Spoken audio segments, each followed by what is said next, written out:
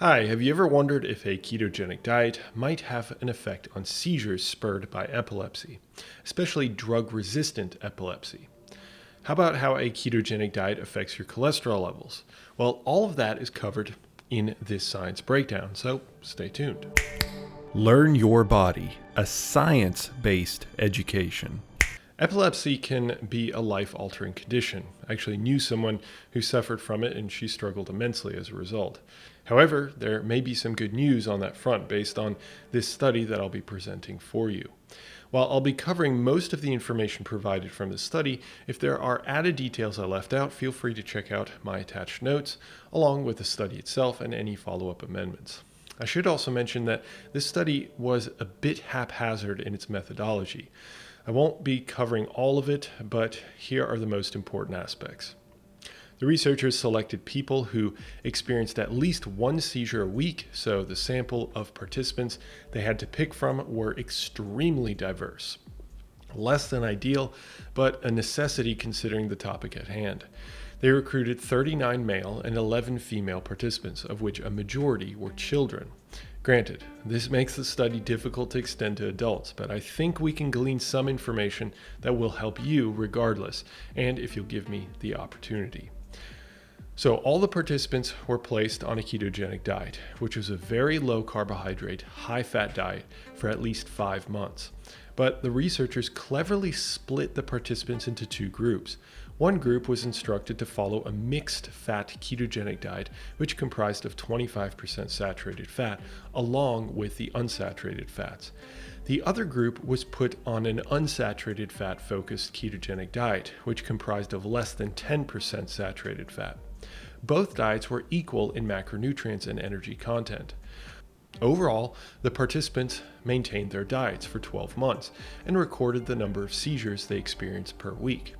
The researchers also took blood measurements before the participants were on their diets and then again after being on their diets, where they measured triglycerides as well as cholesterol. All right, study design out of the way, let's look at some of the results. First, let's look at the blood measures. If we take a look at the blood cholesterol and triglyceride levels, the triglyceride levels were not statistically different between baseline versus the mixed fat ketogenic diet, including saturated fats, or against the unsaturated fat ketogenic diet lower in saturated fats. The variance, meaning the spread of the data collected from the 50 participants, was vast, leading to a shaky interpretation of the data, but that's to be expected from the participants that are in such different stages of life, children to adults. However, if we look at cholesterol, there is a statistically significant increase in total cholesterol, but only in the mixed fat ketogenic diet group. Meanwhile, no such effect was seen with the unsaturated fat ketogenic diet, and there may have even been a slight decline in cholesterol. Now, let's discuss the effect on seizures before we dive into some of the explanations for those results and what an adult might take away from this all. Here's where things get really interesting because almost everyone that was on a strict ketogenic diet, regardless of fat type, experienced a reduction in seizures. After 12 months, 16% of participants were completely seizure-free, and 88%, including the seizure-free, had at least 50% decrease in seizures. Now, it should be noted that 2 people saw an increase in their seizures, and 1 person experienced no reduction, and the remaining few saw a small reduction in seizure frequency, but just not as much as 50%. Yet, by and large, the ketogenic diet, after a year, was highly effective at reducing seizures. Now, the researchers did point out that the longer a person had been suffering from seizures, the less effective the diet. So, this would imply that the earlier a person can switch to a ketogenic diet, the better. One final point. If participants switched to an unsaturated fat ketogenic diet, they experienced even greater reductions in seizure frequency. This means that a ketogenic diet, regardless of fat type, reduces seizures.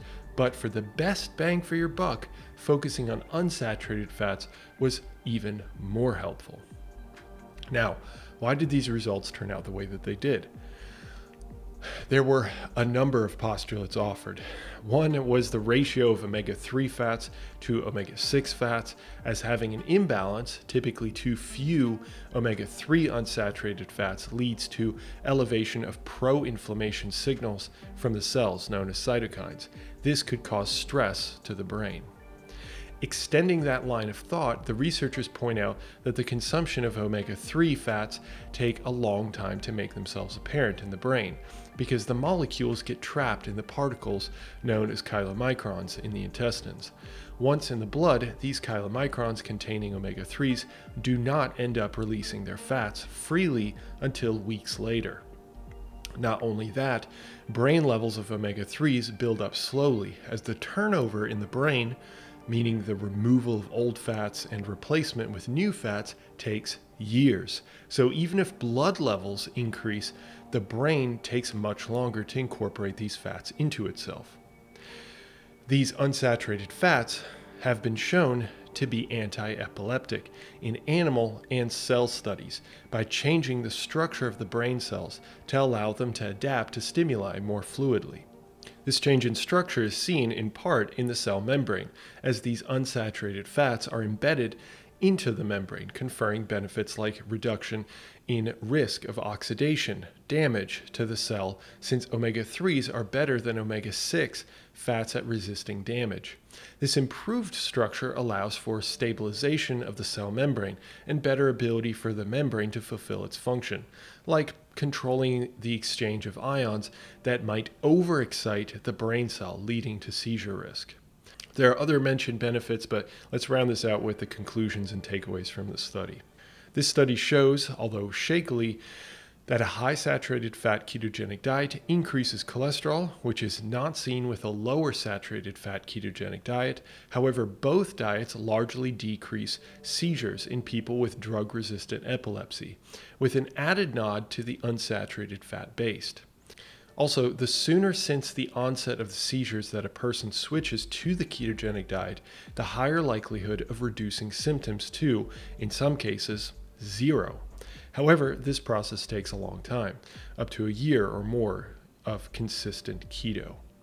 If you'd like more information on these unsaturated fats' effect on the brain, then check out the follow-up content, and with that, I'll hope to speak with you then.